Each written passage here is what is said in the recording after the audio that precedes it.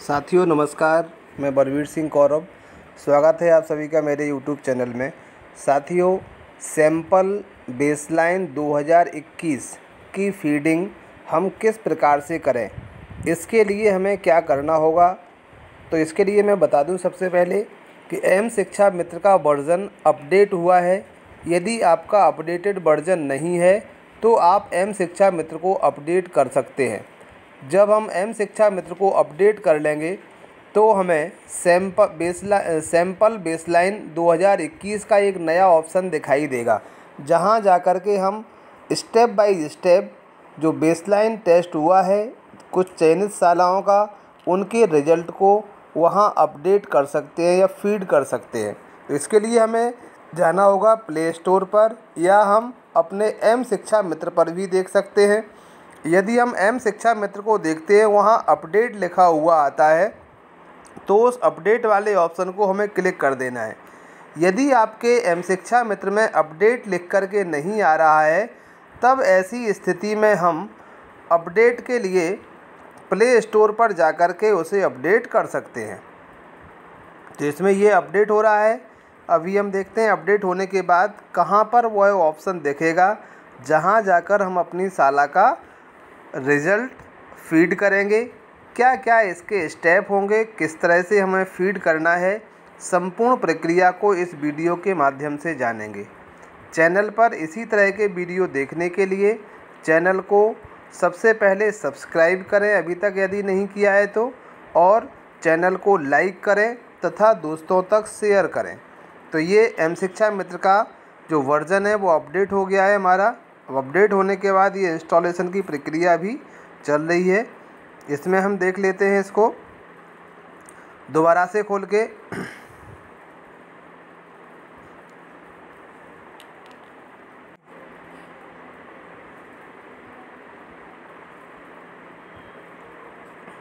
Installation की प्रक्रिया होने के बाद हम देखेंगे कि सैंपल बेसलाइन 2021 का ऑप्शन किस प्लेस पर हुआ है, हमें आगे किस प्रकार से जाना है।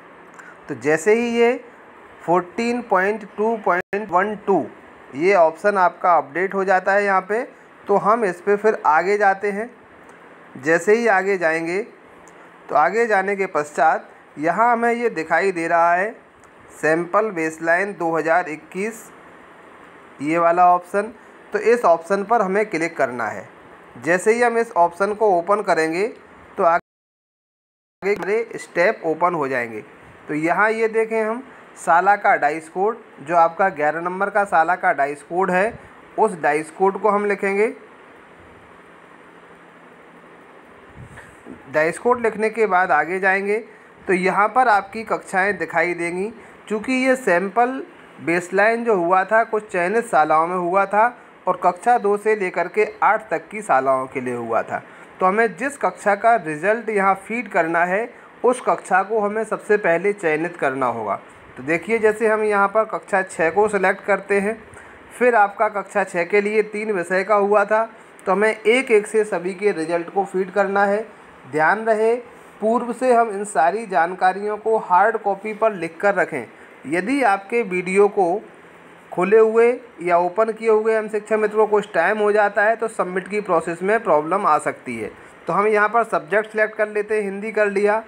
कार्यवाहक पद, जो भी व्यक्ति इसे फीड कर रहा है वह अपने पद को सिलेक्ट करेगा। जैसे कि यहाँ पर हम अगर एचएम है तो एचएम को सिलेक्ट करते हैं, और टीचर है तो टीचर कोई फीड कर रहा है तो टीचर से।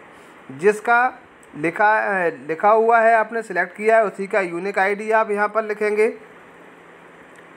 तो यूनिक आईडी आप लिखने के बाद आगे प्रोसीड करेंगे।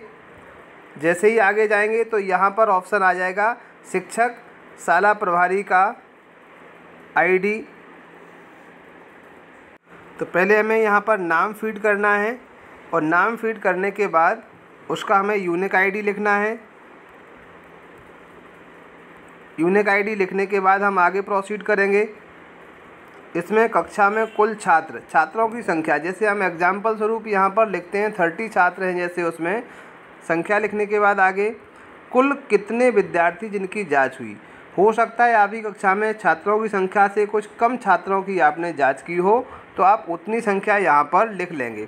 तो हमने 30 में से 25 बच्चों की जांच की है। इसके बाद हम आगे प्रोसीड करेंगे।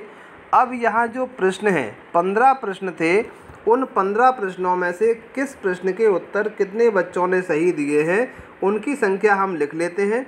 जितने आपके सम्मिलित हुए हैं उससे ज़्यादा संख्या यहाँ नहीं हो सकती। तो हम यहाँ पर इस तरह से इसको फीड कर लेते हैं। ये सारे क्वेश्चंस आपके जो होंगे उनके हम फीड कर दिए, किस क्वेश्चंस के कितने लोगों ने आंसर सही दिए हुए हैं। तो हम सारे क्वेश्चनों के आंसर्स को यहाँ पर फीड कर लेते हैं।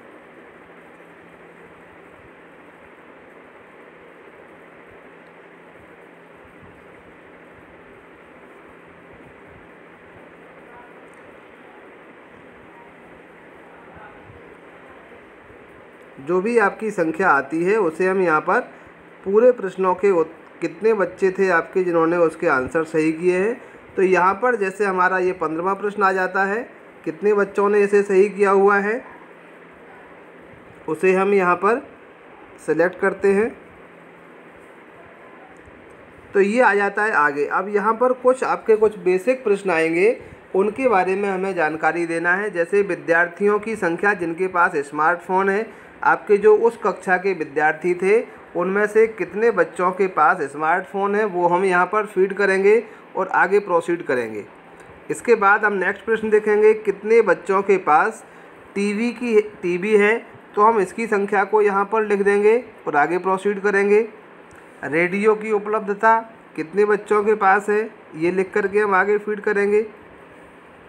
विद्यार्थियों की संख्या जिनके पास स्मार्टफोन, टीवी अथवा रेडियो इनमें से कोई भी डिजिटल संसाधन नहीं है, तो हम इसमें फीड कर देते हैं। कितने विद्यार्थी अकादमिक सत्र में नियमित रूप से डिजिटल माध्यमों में सहभागिता की थी।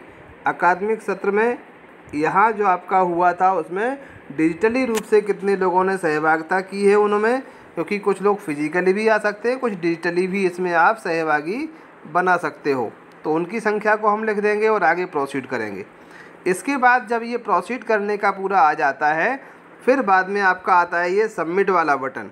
जैसे ही आप सबमिट पर यहाँ पर क्लिक करेंगे, आपके रिजल्ट जो भी उस कक्षा का था वो यहाँ पर परिणाम उस विषय का हो जाएगा। इस तरह से हमें एक एक करके सभी कक्षाओं का, सभी विषयों का रिजल्ट यहाँ पर फीड करना होगा।